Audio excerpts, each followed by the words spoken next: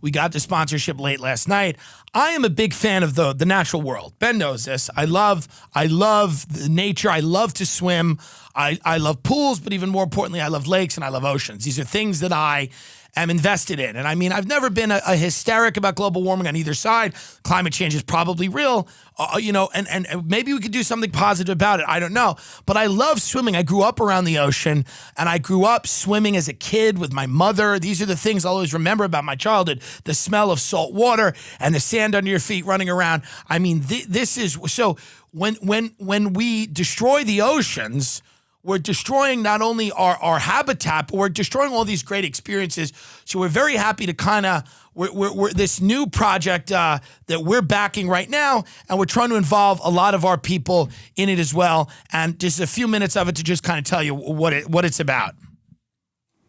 The weather is very, very important to us. It actually affects every single aspect of our lives. She's right. Before I came to Iceland, I checked the weather. I'm super happy that I did. My umbrella was handy last night. I'm sure it was for many of you. It's essential for farming, when to plant the crops, when to take and when to harvest the crops. So I'm delighted today, for the first time, to be able to have the Weather Channel have a look at what's happening for the first time in history, actually, in the high seas. Thank you so much, Gillian. And we've got wonderful new technology here at the Weather Channel, and we are able to deliver a point forecast for the Arctic high seas. And we'll take one location that is north of the northernmost part of Canada, near the Mean Islands. And as you might expect, it's going to be very chilly indeed here. Temperatures will, for the most part, only get up into the -20s Celsius through the entire week. So you want to take an extra pair of knickers should you be here anytime soon. And we'll take you to another spot on the other side of the Arctic Ocean, and that is north of Russia, northeast of the Anzu Islands. And similarly, it's going to be quite cold. Temperatures in the negative numbers all across the board right through the end of the week, getting a little bit warmer going into Thursday, Friday, and Saturday. Now back to you in Iceland. Thank you. That's clever, because what she did, I don't know who this woman is, so but what she's thrilled. doing is she's trying to get people into supporting the oceans, but she's using things they know, like the Weather Channel. I like this a lot. I don't know who she is, but she's got a bright future. Today, because that is a first for the Arctic, it is a first for the high seas, and it's a first for the Weather Channel. So what's this focus on the weather? It's really exciting, of course, that now for the first time in history, we have the weather for the high seas in the Arctic. That's about 1% of the high seas in total. But what that really means is that almost half the planet we have no weather for. Think about that for a second. Fucking crazy. Almost half the planet that we don't have full data for the weather. Jesus, and as we know with our friends from really? Google and our friends from the fisheries, data is key, especially data in today's is key, world. isn't it?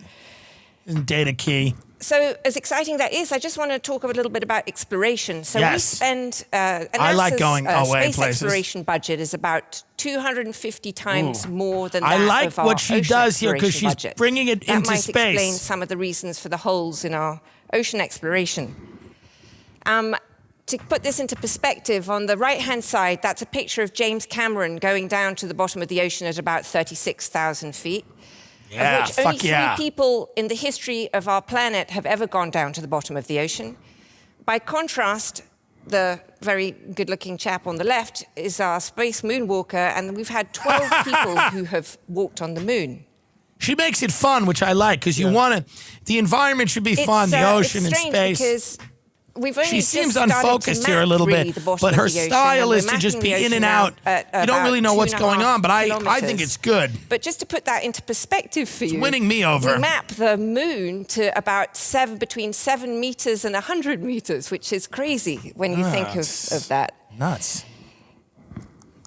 And also what's odd is that since in the last 40 years since we've been to the moon, we've brought back about 850 pounds of moon rocks. Again, by contrast, we take out between 100 and about 130 billion worth of fish, tons of fish, a year. Now, the variable, as many of you will know, is because we don't really know what what the value is on the illegal fishing department, because boats, as we know, not all boats are tracked. There are about illegal 15% stop it for a only second. of boats. People have no idea how much of a problem illegal fishing is.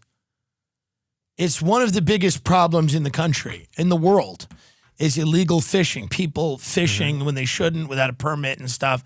So much of it goes on, and it's, I don't know who this woman is, but the fact that she has the guts and the balls to kind of call out the illegal fishermen, to me, is huge. Let's let her go for another few minutes. Boats that are tracked, for instance, in the high seas. Yeah. And just, I would like you to think about this for a second. Okay. I'd like to know how many of you would like to fly on a plane if only 15% of planes were talking to air traffic control. Nah, I don't want to. I don't want to. Or again, perhaps, if who'd like to go driving, especially in Manhattan, where I'm from, it seems a little bit more comfortable here in Iceland, if only 15% of the drivers had license plates. No good. We all know, I mean, I'm a bit of a speed demon, so I'd be whipping through those red lights as long as I knew that no one was tracking me. But what that means she makes on a the good high point. seas No one is that tracking we don't you. really Go know through the red what lights. all those fishing vessels are doing. Get on the At plane. any given time, there are literally hundreds of boats out there fishermen that are fishing, and that allows them to blow through the quotas. It allows them to fish for endangered species because use a drone and kill them. Chances that they'll be captured Capture them then. frankly less. And so that's a problem because it's putting all right. Well, anyway, this is the Terramar project is what we've just entered into a partnership with on this show. It's called the Terramar project. I don't know what that means. I think water and land or something, and both are very necessary. And this woman is fucking bright, and I don't know who she is, but I like the cut of her jib. And I just enjoy it. And so if you, like me, think illegal fishing is the biggest problem in America and the world, you will get involved with this Terramar project to really kind of fucking go and get those illegal boats, because we need to know who's fishing. That's the biggest issue. Mm-hmm. That's the biggest issue on the high seas right now, on the water.